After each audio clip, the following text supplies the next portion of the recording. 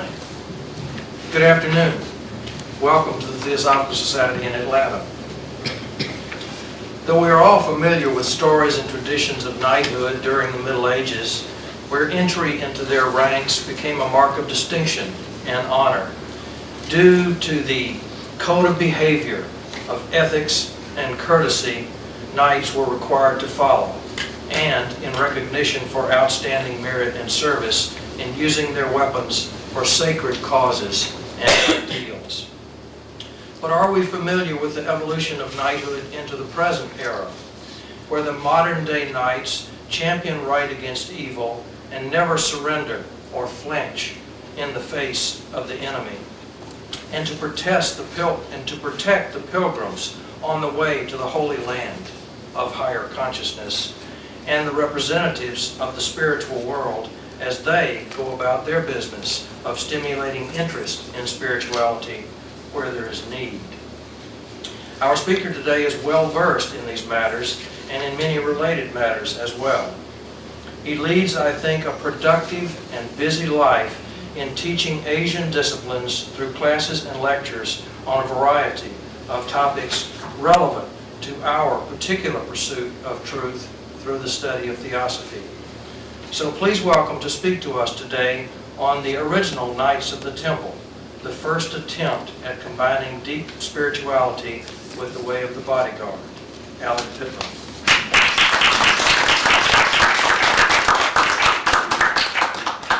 I like your new location. Very, very nice. Thank you. This lecture was originally planned how long ago? 2 years.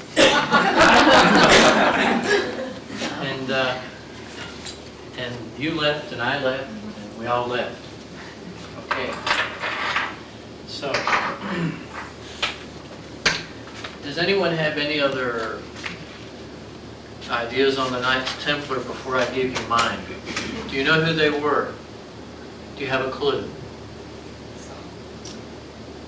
I like audience involvement, so I'm going to make you talk a little so you don't fall asleep when I get going. They don't have anything to do with the Masonic Knights. They do? That's good. What else? Would be limited to about 9 knights, the Knights Templar, and they went on the Crusades, or they went to Jerusalem to secure the sacred sites. And then they were accused of accumulating a lot of money, got in trouble with some of the monarchs back in Europe, and perhaps the papacy, and I think the leader, whose name I forgot, Yeah, was burned at the stake. De Malay. he was. Malay, yeah. He was, yeah. That's about all I know about it. It's pretty dramatic. He cursed the Pope, who was dead within the year, and the royal family, all of whom died within 2 years. And there's a plaque by the River Seine near the island where he was burned. It's still there. You can go and see it. If you go to Paris now, you can see where this happened. So that's sort of a sacred pilgrimage for some of the people in the Masonic orders, because the Masonic orders have a rank called the rank of Templar, and they use some of the Templar rituals within some of the Masonic orders. So Templar means temple. So these men were Knights of the Temple. So the question is, what temple? So what do you think? Jerusalem. Yeah, it's the temple in Jerusalem. And they were originally gathered together to protect pilgrims who were on their way to the temple.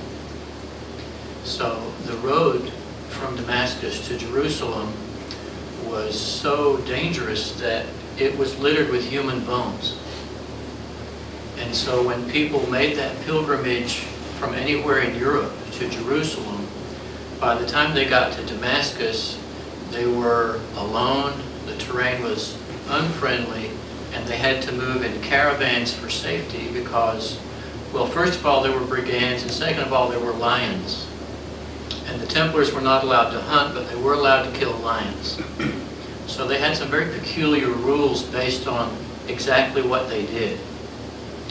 So how did they get started, and were they knights proper? Well, there's something interesting about this. They were started by a man who had been a knight, and he was about 50 years old. And his name was Hugh de Pines, and he was of a royal house, and he had spent most of his life in Jerusalem, and he had been through the Crusades. Now, he had an uncle. So I want you to have this idea in your mind that, first of all, the Crusades had happened. Knights were a part of everyday life. The governing principles of Jerusalem were Christian at this time. They had a Christian king. They were surrounded by Muslims. The roads were dangerous, and they were trying to make pilgrimage easy for people from Europe. And yes, a lot of money changed hands, and there was a lot of tourist dollars. So I want you to see a sort of sanguine practical aspect. There was money, there was trade, and there were issues of control. There was a big clash of cultures between East and West, with the Western Crusaders coming in and confronting the Muslims. And there was a lot of pride involved, because the Crusaders were proud of their courage and their devotion and their sincerity. But what they lacked in intellect, the Arabs had. So the Arabs had the latent works of Aristotle, Plato, and all the Greek fathers in Arabic, which the Crusaders didn't have access to. So I want you to be very clear that when Christianity confronted Islam, Islam was the most educated of the two cultures at that time. And so there was a lot for both of them to share. And naturally, when this group was formed to go between East and West, this group became a kind of medium. So the Knights Templar, in some ways, were the first bridge between the East and West, between Orthodox Christianity and Arabic mysticism, and some of the old Persian mysteries which you're familiar with, which the Arabs still held in a kind of trust. Now, please be aware that although in the outer form of history, the Arabs and the Christians were fighting, on the inner form, amongst Saladin and Richard the Lionhearted, and some of the others, there were actually messages being sent back and forth. This was still a time when commanders and generals actually discoursed during a war, because there was still some element of chivalry present. This makes the whole thing very peculiar and very different than what we have now. Also, warfare was very personal, so that fighting was eye to eye, and it wasn't at the push of a button, which meant there was a sense of responsibility.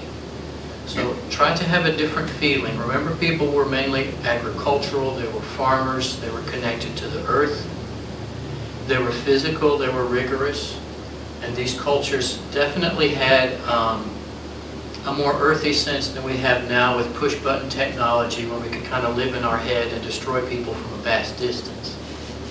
Okay. So try to have this sense of physical reality with you. So the Knights Templars entered the stage after the Crusades with this one older knight who was tired of killing, named Hugh de Payens. Now Hugh had this idea, and he thought, this road is dangerous from Damascus to Jerusalem, we need some protection. And he had theoretically 8 men who were also interested in helping him. And some teachers, like Rudolf Steiner, said there were 5 men. And there's a debate over just how many men there were, because apparently all the names of the men were not known. If there were 9, it would be interesting, because that pretty much follows the 9 major religions.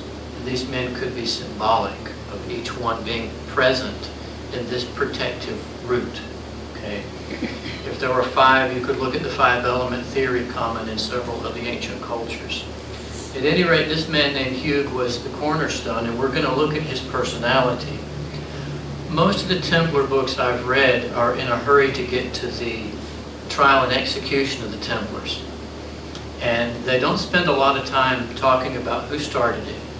And what I've found is if you find out who started it, it makes sense. And if you don't know who started it, you don't know why things happen. So it's sort of like the Zen saying that if you know the root, you understand the blossom. So I'm hoping that we can look at 3 or 4 of the initial members, and these were the guiding minds behind the Templars, and they were very remarkable human beings. And when Hugh came back from Jerusalem to Paris, he went to see his uncle, and he said, "Uncle, I have this idea." Now, you won't read this in very many books because a lot of them don't show you who's related to who. Okay. He came back to his uncle, whose name was Bernard, who later became Saint Bernard. And he said, "Uncle, I have an idea." And the uncle said, "You know, I like this. And you may not know this, but while I've been away, the Pope and I have become friends." So there you see the big lever going into position. Okay, this is very pertinent. Because then what you have is a 50-year-old warrior who wants to protect pilgrims coming to a man who has the ear of the Pope. Now, how many of you know about Saint Bernard, other than the dog, I mean? You know much about him? He's very interesting. As far as I know, he was the first Christian mystic to actually preach on tantric mysticism. But he didn't call it that. He called it Commentaries on the Song of Solomon. And his commentaries are still in print. Okay? So I want you to realize he was a little avant-garde in his own peculiar way. And we're looking at around the year 1100, 1120, if you need a kind of historic basis. And he wasn't a saint at that time. He was just a slender man with red hair and a big bald spot, because that's the way they had their hair cut back then. He was excessively cerebral. He lived in a little 6-foot alcove in a wall where he had a bed. And the rest of the time he traveled in a sedan chair. Do you know what a sedan chair is? It's one of those things with the handles. Okay. So this little red-headed, brainy kind of character, he was always sick. They would carry him around in the sedan chair, and he oversaw the building of a lot of the first cathedrals. And he would walk 7 miles, and they'd carry him for 7 miles because he didn't want to show that he was lazy. And he would never let himself lean back in the caravan chair because he wanted to prove he had discipline. So he would go for 7 miles with perfectly straight back, and his bearers always noticed his back never rested. So he wanted people to see that he could do it. And this was a challenge for him because he was kind of a sickly person. So this is Saint Bernard, so-called. Okay. Why did he become a saint? Well, he could do this, and sick people became well. Pretty good. Okay. So this man was the uncle of the founder of the Templars. And even when he was young, he was sort of unusual. What happened with Bernard was he was in Champagne, and everybody likes Champagne, right? There's a province called Champagne, and Bernard was near there, okay? And he was part of a royal house, and all of his brothers were knights, okay?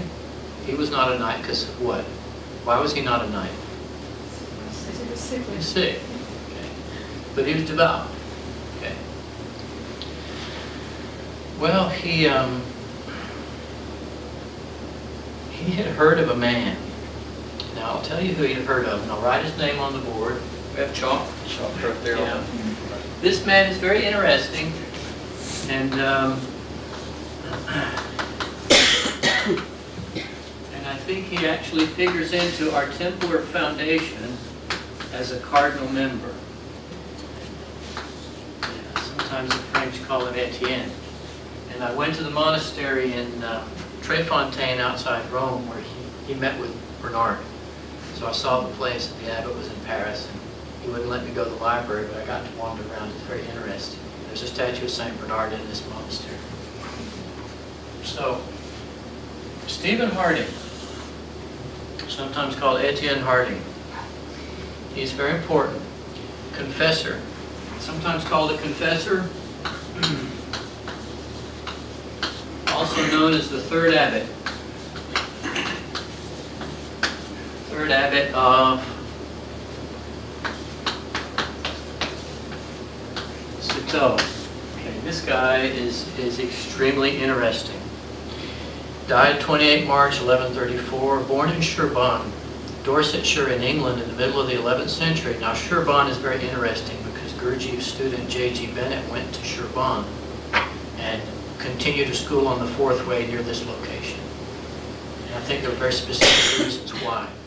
At any rate, Stephen Harding was born there, so he's an Englishman. So here's this French order being originally influenced by what? By an Englishman. So So the first thing I want you to get a sense of is international trend here. International trend.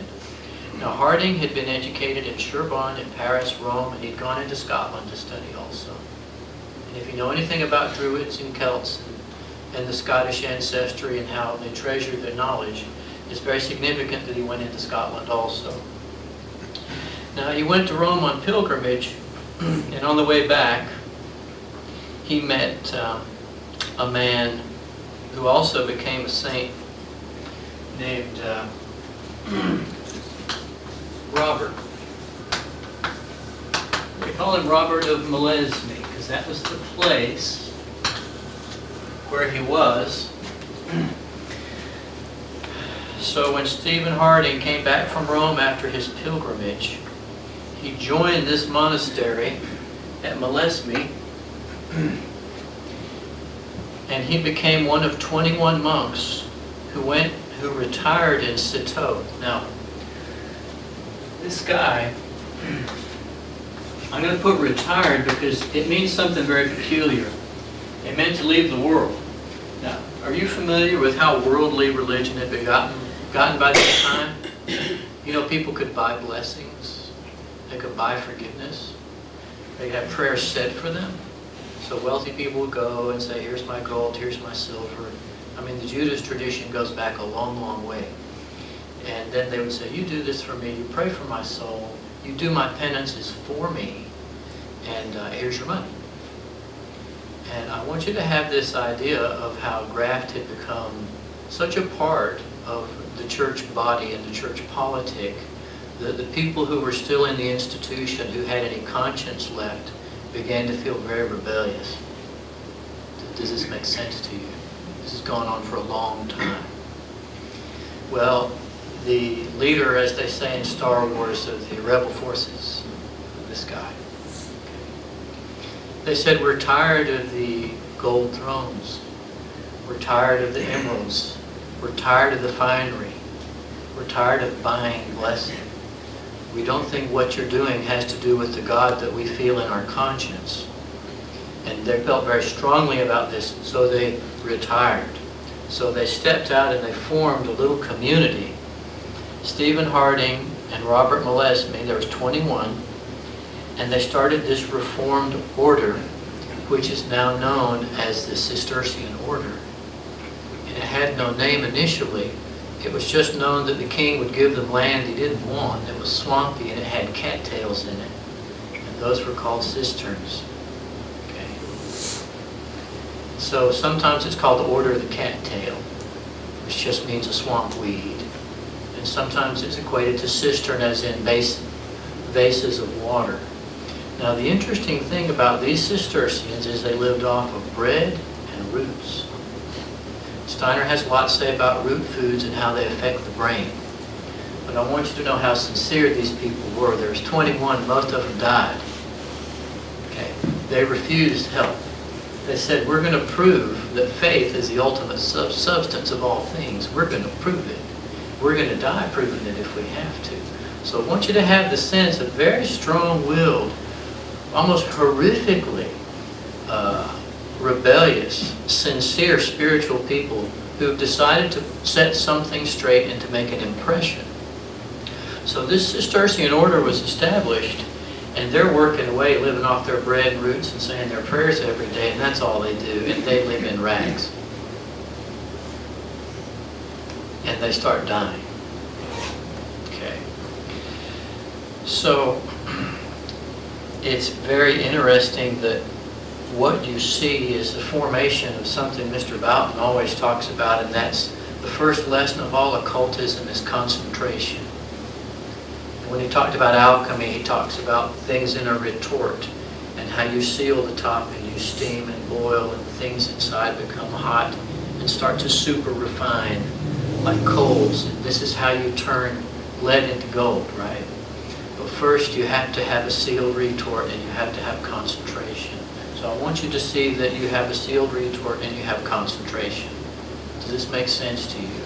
It's psychological, but it's just as real. And they're going on like this.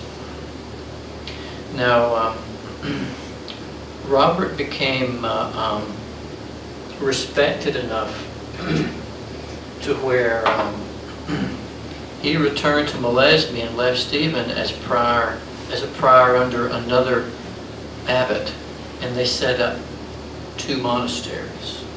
So Stephen and Robert worked together, prayed together, ate roots and bread together, got something done, split up, started 2 monasteries. Okay. Now, the austerities were rough, so when Stephen took over one of the monasteries from the abbot,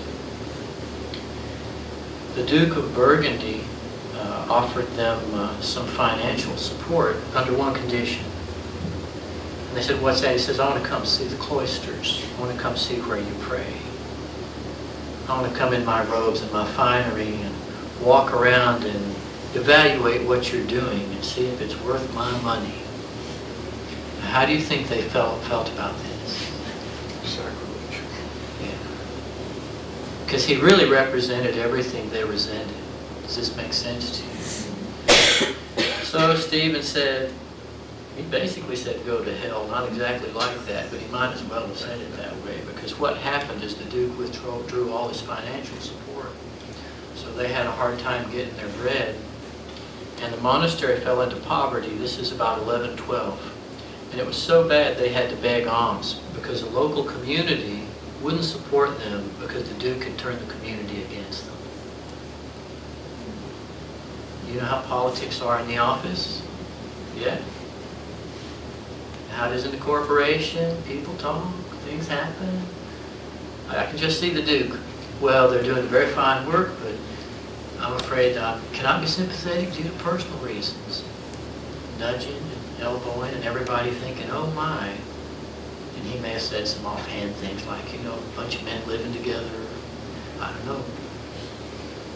People can create all sorts of situations with a wink and a nod. At any rate, these people were left totally destitute. So they're out begging, and I don't have my notes here, but I think about half of them died. But I want you to know it was bad.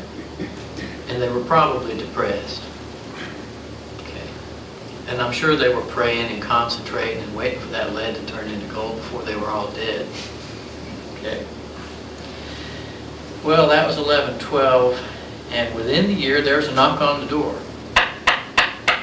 of their little stone monastery, and who could that be? Well, they opened the door, there's this young skinny guy with the red hair. This was Bernard when he was 20 years old.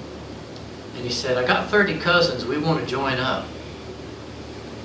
Oh, incidentally, we're all members of the same royal family in Champagne. Need any help? Don't worry, we left the little brother in charge of the money. This is a Cliff Notes version, okay? And they said, well, come on in. This is a rather big surprise for us. The interesting thing about Bernard was he meant it. So they joined, and 13 other monasteries by 1113 had formed, all under very strict, austere auspices. But by this time, Stephen had lightened up a little. He realized he needed to lighten up. I think he softened the order. I think he let him eat berries or something. They'd have an extra cup of water every day or something. He realized he was being too hard. So there was a little tempering going on.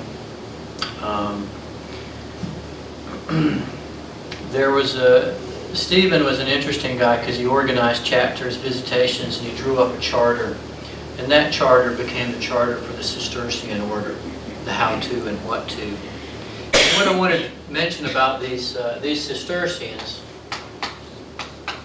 is they were our first ecologists that I know of, other than Adam and Eve, of course, who were taught to spread the garden, but we forgot about that and spread buildings and parking lots instead.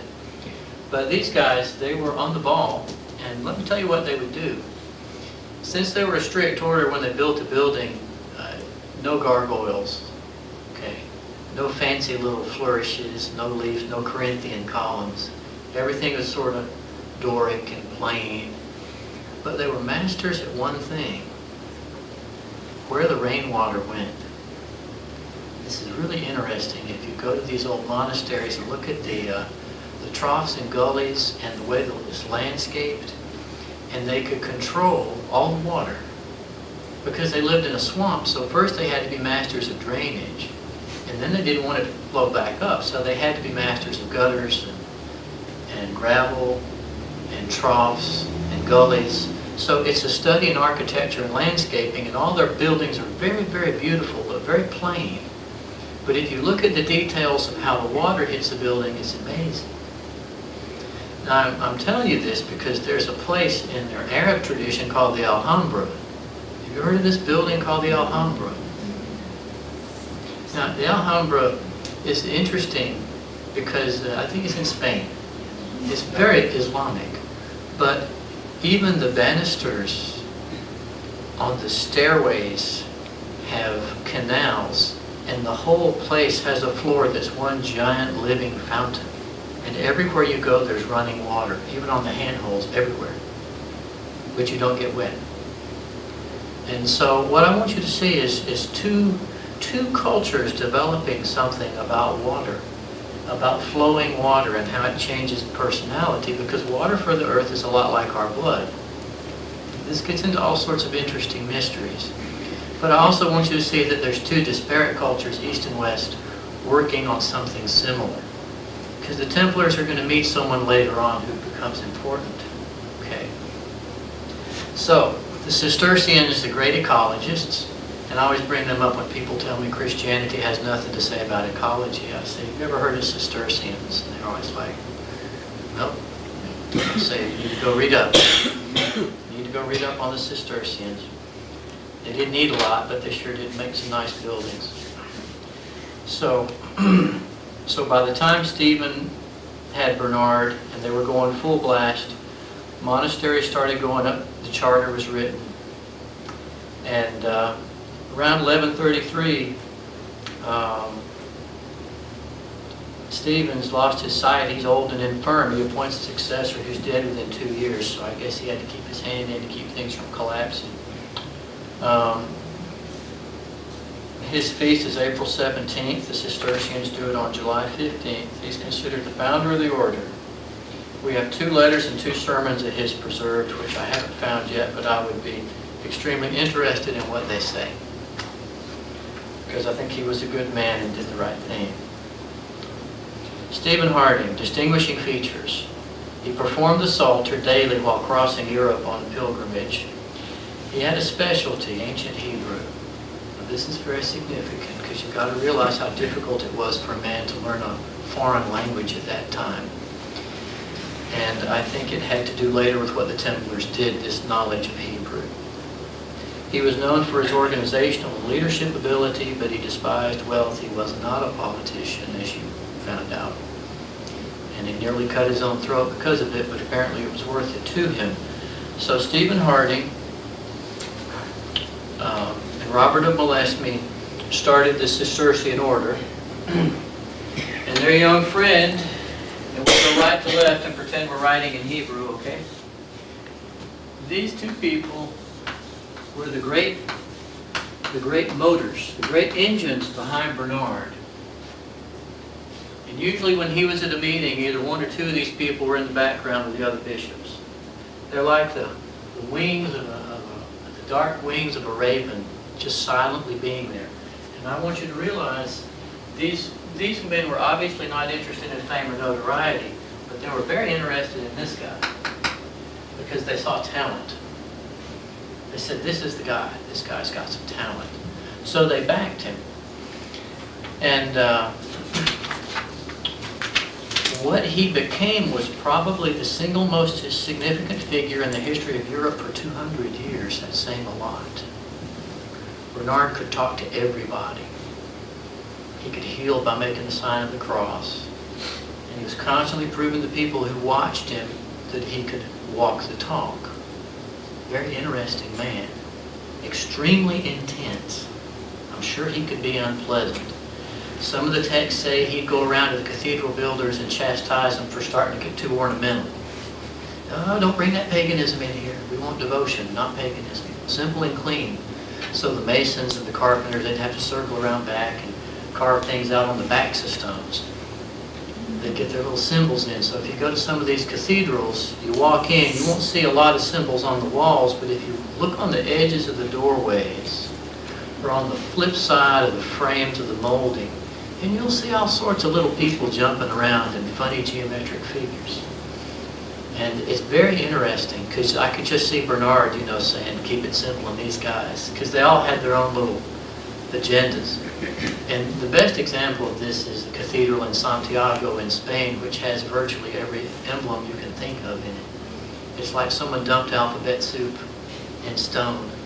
It's a very peculiar place. But Bernard was playing against all those old influences. He was one of 6 children. Now, he had a dream as a child. It was Christmas Eve, and he saw Christ in the manger. And something fixed in his mind. And he wanted to know how the Word of God could become flesh. This became Bernard's chief thing. How do you get a spiritual thing physical? How can you make something you believe come real? This is a mystery. Now, this became his dominating theme.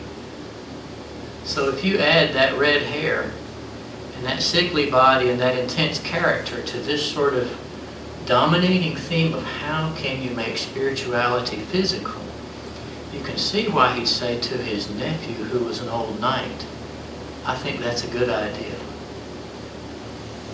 Does that make sense to you? And all I'm trying to do is trace primary influences. There's boatloads of details that could help on this. So he had the dream, Christ in the manger, mystery of the Word made flesh, educated by the Benedictines in grammar, logic, rhetoric, the usual Chartres Cathedral curriculum, which incidentally went up shortly after his death. The interesting thing about Bernard was his interest in Judaism. And this put him at odds with a lot of Europe. He had a great respect for Israel. And I have a hunch that it came through Harding, who was the Hebrew scholar. That would make sense to me. That would be his first exposure. Now, Bernard did some interesting things. He preached the Crusades, but didn't want to because the Pope asked him to. And before Eugenius became the Pope, he had written him a letter warning him about spiritual pride. Now, that's pretty interesting. This young 20-odd-year-old man writes this older priest, warns him about the dangers of spiritual pride, and that man becomes a pope. So Bernard got his influence in early. Once he was involved with these 2 men and under full sail, they had 68 chapters of the Cistercians spring up from England into Ireland and over 60 monasteries. So they say he was a very persuasive speaker. Helps. He wrote Spiritual Temptations of Spiritual Power to Eugenius before his Pope. Toward the end of his, he debated with Abelard. I don't know if you know about the old debates with Abelard, but Abelard was sort of like Aristotle, and St. Bernard sort of played Plato. And he said, would you quit nitpicking and get to the essence of the thing? And this went on for quite a while. And his main statement was, whatever is taken beyond what is needed for bare nourishment and simple plain clothing is sacrilege and theft.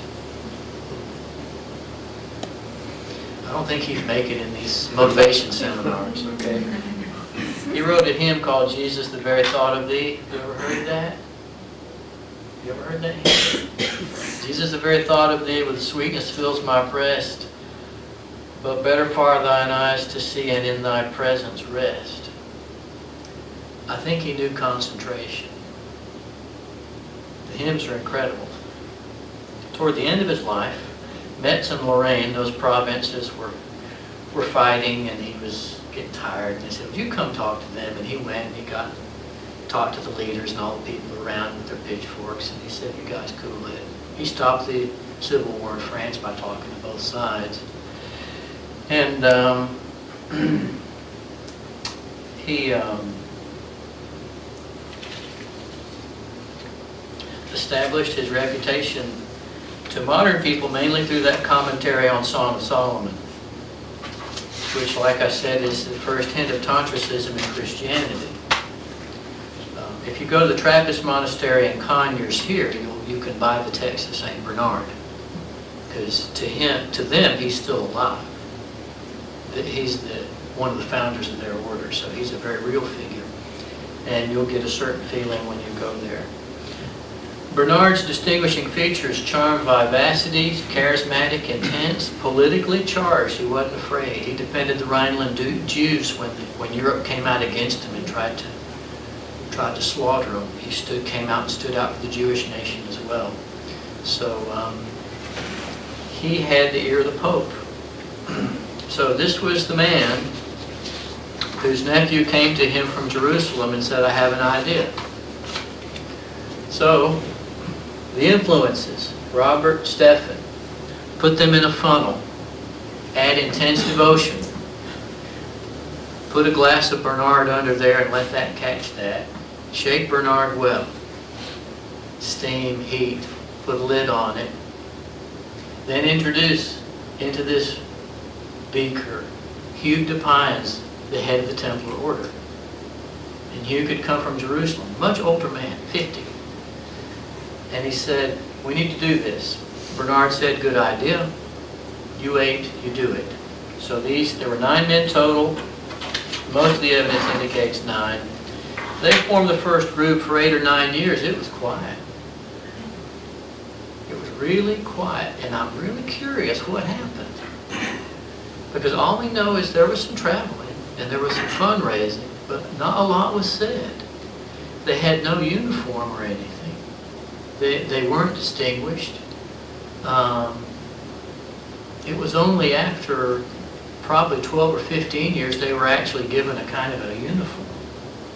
But they were old knights, and they were running around Europe doing something, getting funds for the new order, and Bernard said it was good.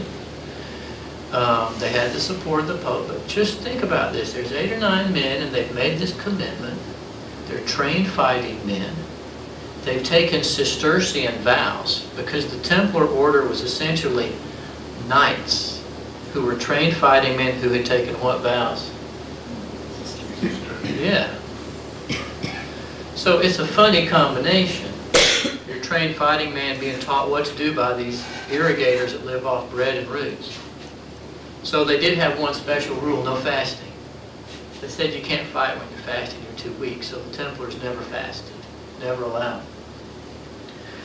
So the interesting thing is, after that 8 or 9 years, something happened. I don't know what happened. How many of you have a credit card? Yeah, well, guess who invented that? The Knights Templar. Now, it's very interesting, because this order that started with this intense devotion and these very simple, austere men who were trained to fight and protect pilgrims, something happened. I don't know what got in the soup. But after 9 years, after they had their commission and they started putting on their uniforms, people started saying, I got a cousin on the way to Jerusalem. Would you take this gold and give it to him? They had vows of poverty, so they said, well, sure, we'll take it. Now, this got rather popular because everyone wanted to see Jerusalem. So eventually, they were just carrying gold back and forth between Paris, London. So within 70 years, they owned cities. Their fortresses were banks. They started the credit chit or the credit card. They split into divisions. One, the banking division of this multinational conglomerate, and the other was the fighting division of this multinational conglomerate, which we call terrorists now, but anyway, that's something else. So my supposition is that someone had undue influence that virtually changed the motives of the order, because they went from a poverty order to almost an order that was consumed with the control and flow of money and gold. Now, you need to realize they owned whole cities within 70 years, and they had the largest standing army in Europe and the Navy within 70 years. Now, that started from those 8 men who came out of this. So I'm thinking in my mind there were several other hands in the pie. So I bring this up because I want you to see how things can go wrong rather quickly. Now, there were good men within the order, and there was mixed men within the order. And what happened was, once they began to come to power, they began to loan money to kings. Now, the interest rate at that time went up to 60%. So if you want to know where the money for the cathedrals came from, you don't need to hypothesize secret manuscripts or being able to make gold. You loan money across 12 or 14 countries at 60%, and you're smart. I dare say you can come up with a fair chunk in a relative quick time. What do you think? So they became incredibly powerful, which brings us basically to the decline. And by that time, it's about 70 years had passed. And just to do a thumbnail sketch on their so-called decline, the King of France didn't like him, didn't like the Templars because he owed them too much money. You ever owed anybody any money? Raise your hand. It doesn't feel very good. But when you own your whole country, it really doesn't feel very good. And Philip Fair was not a nice person. So he swapped popes, and for a while there was 2 popes. That made things really confusing for the Templars, since in their charter they only had to answer to the Pope. This is part of the secret of their power, was the fact they only had to answer to the Pope. Okay, so when you split the power, there's a lot of dissension. So this Philip the Fair said, you know, I don't like this. I own a lot of money. And there were other things going on, because by this time the Templars had been going back and forth to Jerusalem for 70 years, and apparently certain Arab mystery streams had entered into the practice of the Templars. And about halfway through their 70-year span, they made friends with what is called the cult of the assassins. Has anyone heard of the Hashashin, cult of the assassins? Well, for various reasons, they're actually the Ismailis. They're the 3rd division of Islam. Now, I want you to be clear that a lot of the ideas of the cults of the assassins came from crusaders as counter-propaganda.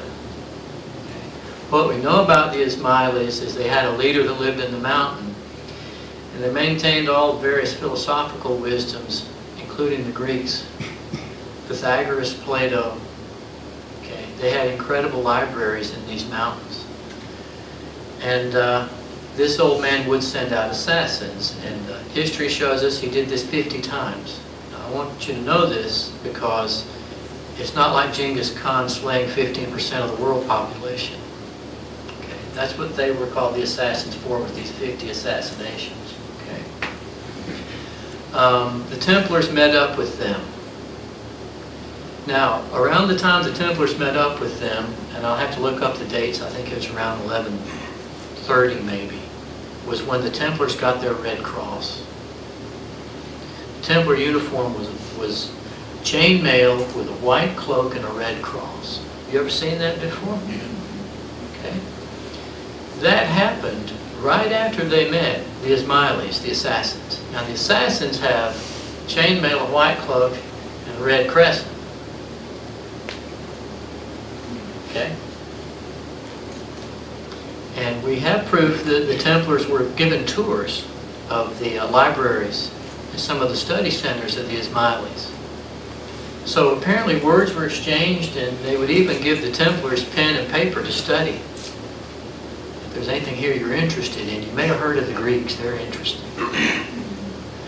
So that seems to be where a lot of other influences came into through the Templars, who again were running back and forth east to west all the time.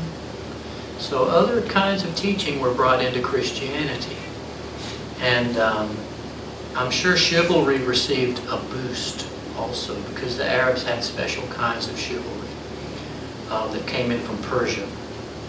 But I want you to know that what started out as a pure Christian stream of poverty, devotion, chastity, poverty, and obedience became influenced by money, and then by these other thoughts and ideas that were coming in. So the order is becoming more educated, more money controlling, buying up whole cities in Spain. huge fortresses, bringing in manuscripts, carrying gold, pinching kings. You can imagine the power of this. So I'm sure that after a while they were not well liked, because they were virtually the multinational corporation of their time. And that to me is such a contradiction from their starting point as amazing. So Philip the Fair in France said, I've had enough of this. I think these guys are up to something. So charges were brought against the Templars. Well, yeah. The head of the order, what was his name? Jacques de la Molay.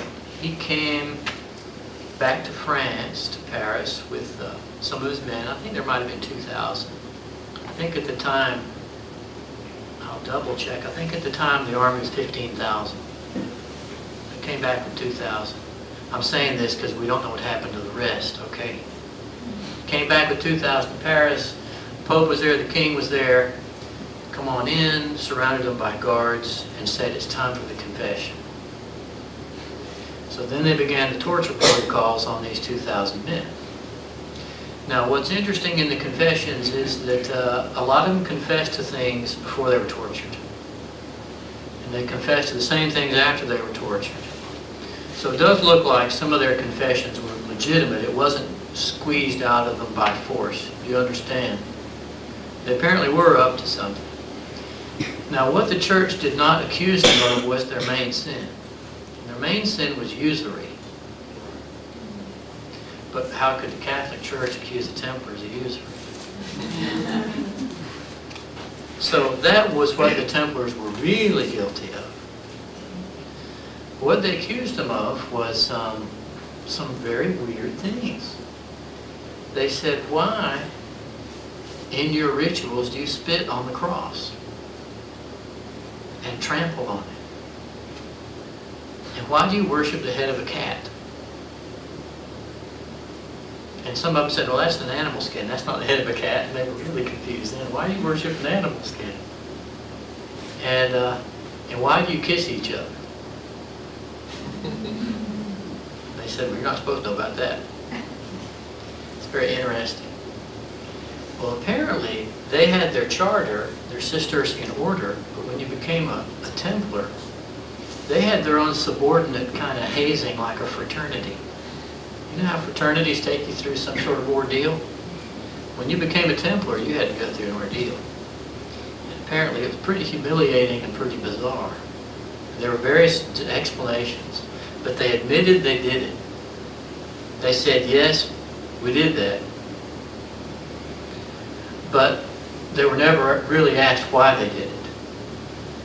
It was never explained. So they got him on that. They said, that's not very Christian, spitting on the cross, kissing each other, and worshiping the cat's head. So when I heard that, I figured some of these old rituals had come in with the Ismailis from the Middle East. These were probably some old Arabic rituals that they had brought in for various reasons. There's nothing more confusing than a secret order with a secret order inside it.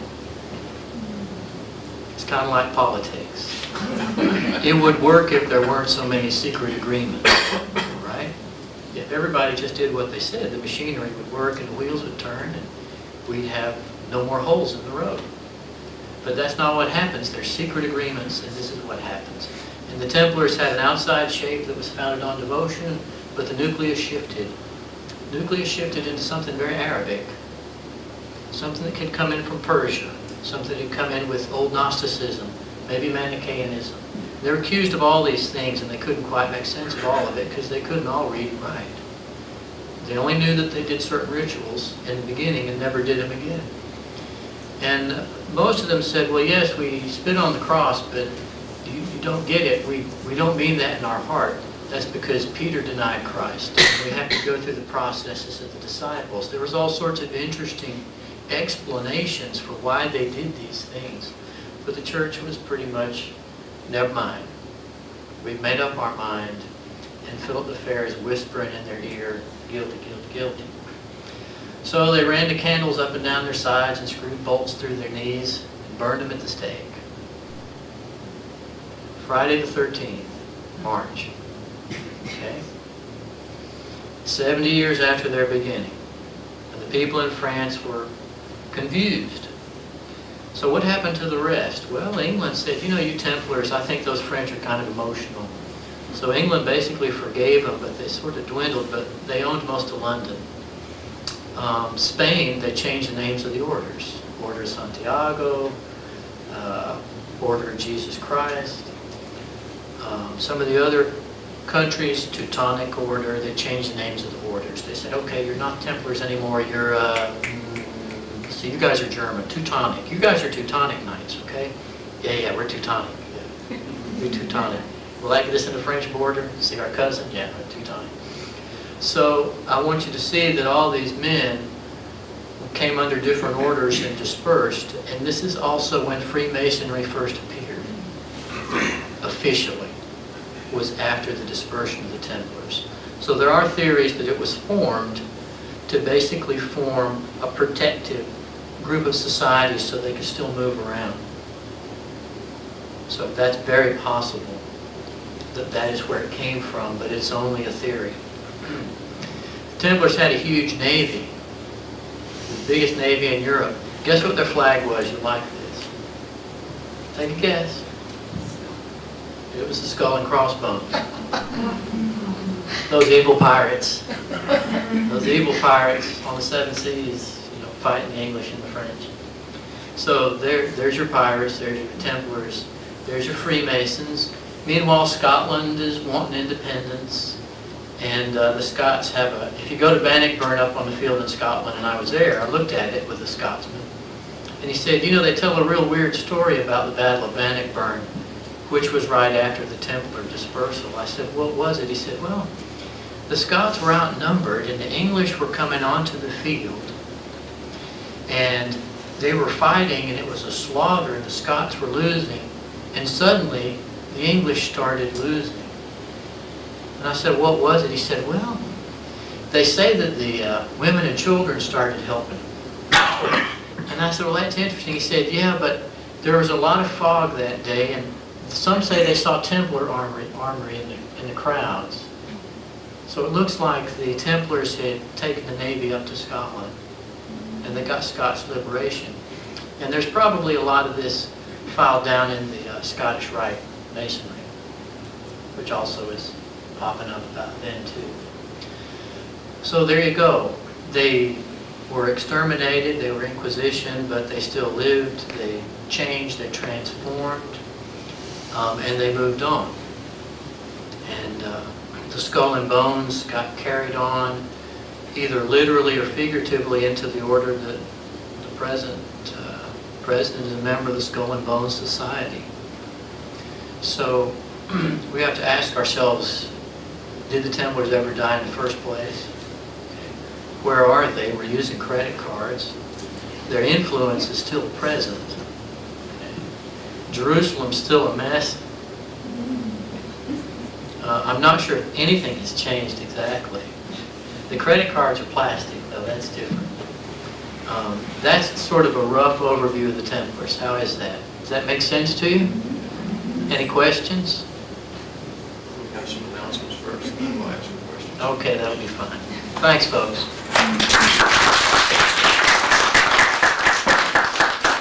Thank you, Alan, as usual, for a very unique perspective on our historical past.